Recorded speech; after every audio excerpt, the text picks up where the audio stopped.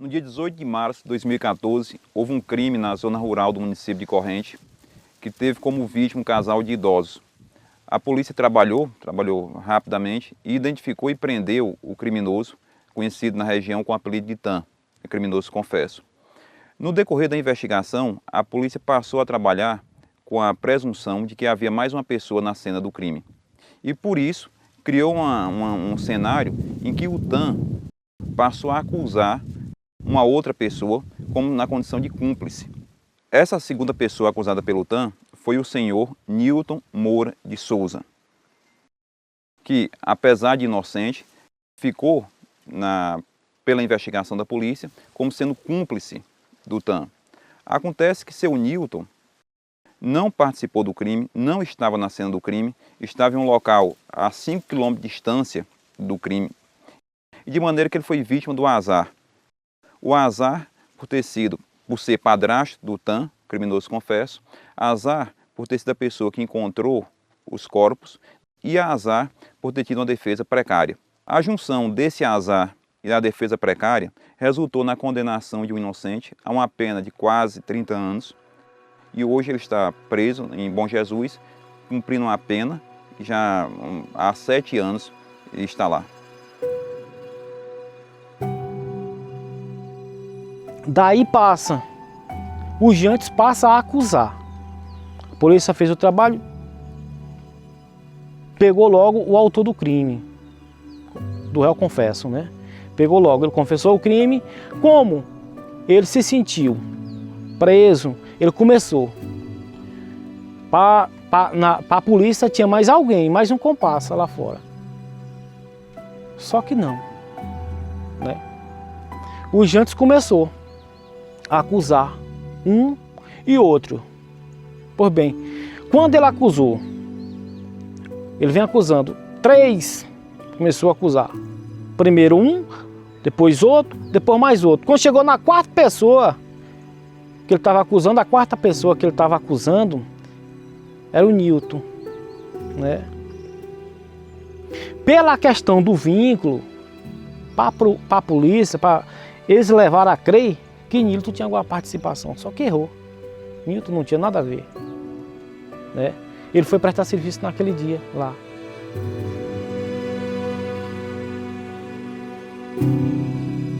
Dia 18 de março de 2014, eu estava na desmanche com o Nilton, bem aqui no Pico, nessa região nossa. Aí saiu esse boato que disse que tinha tido esse crime. Eu só quero deixar bem claro que Nilton não estava não, porque ele estava junto comigo. Eu aposto nele que ele não fez um crime desse por conta de R$1.000. Ele não fazia, ele nunca fez um crime desse. Nós somos pobres, mas esse ponto nunca chegamos não. No dia do negócio do crime aqui, eu vim pegar uma água e desci nesse beco. Eles estavam aqui cuidando da massa. Aí eu passei, aí eu conversei com eles aqui, cuidando da mandioca. Esse aqui, mais outros 3. E enchi os baldos e subi. Fui embora. Abaixo de umas 5h30 por aí. Bom, eu acho assim que no horário que eles falam que ele até matou o casal lá, eu acho que não bate, porque eu estava com ele nesse horário, né, de 6 horas. Eu estava com ele na casa dele. Ele, de manhã, arrancaram a mandioca aqui, que era para fazer lá, com ele lá, porque eu não sabia fazer farinha, só eles lá que sabem. E aí, minha sogra pegou e levou para lá a mandioca, e eu fiquei para ir mais tarde. Aí quando eu cheguei lá, ele já tinha imprensado a mandioca, saí daqui por volta de 5h40, 5h50. Cheguei lá por volta de 6 horas, 6h10, no máximo. E quando cheguei lá já estava imprensado, a massa já estava imprensada. E eu segui para a casa dele. E a gente começou a conversar, ele saiu pela cozinha, a gente começou a conversar. E também não deu demonstração de nervosismo, nem nada. Conversando normal, a gente brincou, que a gente sempre foi acostumado a brincar, né? Eu achou ele um cara muito trabalhador. E depois dessa conversa, os meninos passaram a assistir a novela lá dentro com um deles, porque só lá tinha essa televisão, que era motor, né, ligado. E aí ficamos até mais ou menos 9, 10 por aí.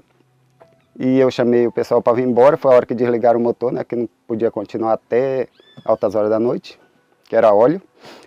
E eu falei com ele que já vinha embora, deixei eles dormir, né, em paz e vim para casa com os meninos. Aí quando chegamos aqui, dormimos, aí eu soube desse acontecido, mas depois que eu ouvi falar do horário, eu falei, não pode ser, porque eu tive com ele 6 horas da tarde, eu estava lá até às 9 e pouco da noite, né? Não pode ter sido. E é isso que eu tenho a falar, o que eu vi, o que eu sei que é verdade, é isso aí. Estava com minha família, minha esposa, meus filhos. Eu estava lá nesse dia. Se tu contar tudo isso aí, Na vamos lá. terça-feira, Não, segunda-feira de tarde. eu tava na minha roça, lá em casa. A tua roça, alguém te viu lá? Vi. Quem? Meus irmãos tudinho viram. Teus irmãos. É? E por que na defesa não foi rolado isso? Porque Hã? que não colocaram. Por quê? Pra gente ouvir ontem. Eu fiquei sem atitude no dia da audiência, que eu esperava que ele fosse provar a inocência dele. Aí nós esperando a decisão do advogado, chamar as pessoas que estavam para depor por ele, e não foi chamado nenhum, já estava passando da hora, já ia terminar a audiência. Aí eu me desesperei e eu gritei, procurei ele, que hora que você vai chamar as pessoas para depor? Aí ele disse, na hora certa eu chamo, eu digo não. Então eu apelei, fui pedir o juiz. Cheguei lá e disse, juiz, pelo amor de Deus, chama essas pessoas para depor, que já vai terminar a audiência, e nenhum for chamado. Aí ele disse, é melhor você calar a boca, senão vou mandar você sair daqui, para fora. Pois é, e por que essas pessoas não vieram aqui ontem falar tudo isso, hein? Me responde agora, eu quero que tu responda, se tu quiser responder. Não, tu pode se valer do teu direito. Por que essas pessoas não vieram aqui confirmar tudo isso? Eles vieram aqui ontem. Hein? Tá certo? Mas não foi ouvida. Por quê? Por que não foi ouvida? Silêncio, viu, senhora? Por favor. A senhora foi ouvida ontem aqui? Por que ela não foi arrolada? Aí, senhor, Hein? posso falar? Não, pode. Agora eu quero saber por que ela não foi arrolada pela defesa. Aí, silêncio, senhora. A senhora vai sair daqui agora. Se continuar desse jeito. Está interrompendo, a senhora está atrapalhando. Aí eu gritei mesmo, digo, não, é pedido de socorro, porque eu estou vendo que a audiência vai terminar e meu irmão está aí sendo acusado por uma coisa que ele não fez, que é um crime que ele não fez, que eu tenho certeza que ele não fez. Quando eu vou no presídio, eu só vejo o Nilton, que eu não vejo o Tan, que nem com ele nós não se fala. E aí eu não sei por que ele acusou uma pessoa que ele sabe que é inocente, porque ele não fez. Eu fui a pessoa responsável para levar a comida para ele, o período que ele teve preso aqui na delegacia de Corrente. Só que assim, eu só tive condição de levar a comida para ele uma vez. Porque quando eu cheguei lá, que achei meu tio torturado daquela maneira, me doeu muito, sabe? Aí eu não fui mais, eu ia, levava comida, pedia os policiais para entregar lá para ele. E nós chegamos até a relatar com o advogado, que foi contratado na época, para defender ele, para ver se fazia alguma coisa. Mas nada foi feito, já tem 7 anos que ele está lá e a justiça nunca averigou isso, né? Das torturas que ele passou lá dentro, porque ele sofreu muito. Eu mesmo como sobrinha eu vi o que ele passou, muito triste, por ele estar lá pagando por o que ele não fez. O senhor foi torturado para confessar o crime na polícia? Eu fui. Que forma? Eu fui. De que forma? Relata aqui pra gente. Eu fui enforcado. Foi enforcado. O que mais?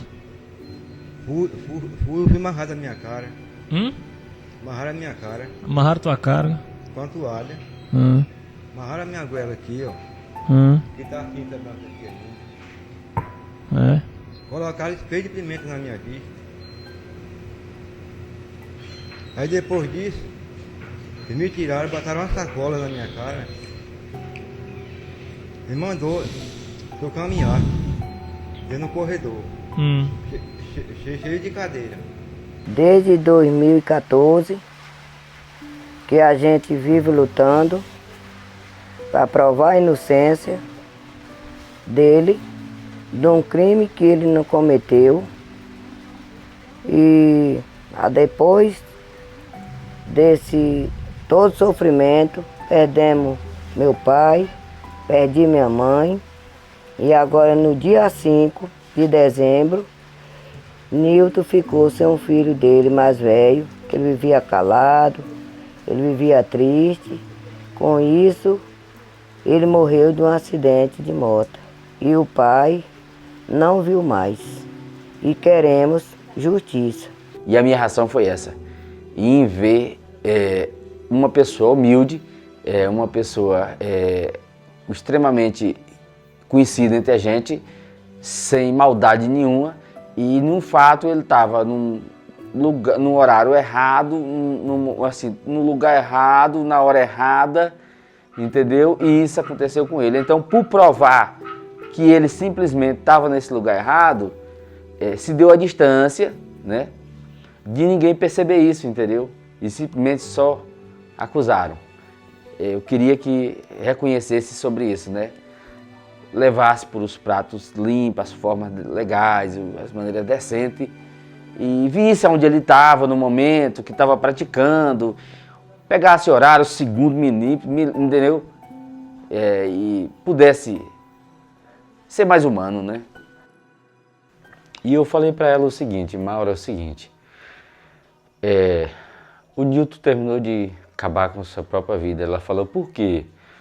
Porque ele só simplesmente achou, meu tio não era capaz de fazer isso. Falei, tudo bem. No momento em que um cidadão é humilhado, torturado e condenado por um crime que não cometeu, é hora da sociedade reavaliar os códigos morais que a regem. Todo dia eu oro por ele, porque a saudade é grande. E eu tenho fé em Deus que meu irmão vai conseguir provar essa inocência em nome de Jesus, que ele não deve.